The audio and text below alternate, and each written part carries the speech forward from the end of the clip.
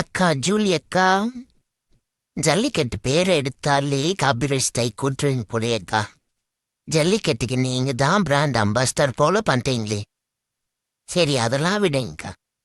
அண்ணனை பத்தி பேசுறீங்களே, சரி இப்ப உங்களை பத்தி நாங்க ஊஞ்சி பேசிக்கலாமா? ஸ்டார்டிங்ல இருந்து வரேன்.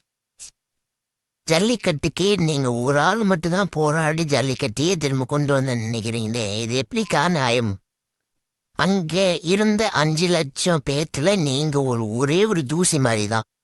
ஏதோ விச்சுவல் வாரிஸ் உங்களை கொஞ்சம் மேலே தூக்கி விட்டு பிக் பாஸ் போற அளவுக்கு பண்ணி விட்டதுக்கு நீங்க என்ன இப்படி பண்ணிட்டு இருக்கீங்க? சரி, அதெல்லாம் விடுங்க. அடிப்படையில் நீங்க ஒரே நர்ஸ், செவிலியர்.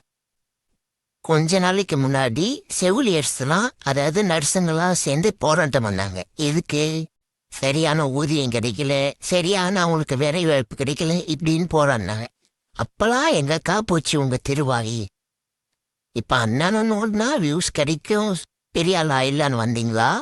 இல்ல தரப்புப்பட்ட கட்சிக்காரங்க கொடுத்த 3 லட்சம் 4 லட்சத்தை வாங்கிட்டு பேசிட்டு இருக்கீங்களான்னு எனக்கு தெரியல. உங்க ஓட்ட வாயை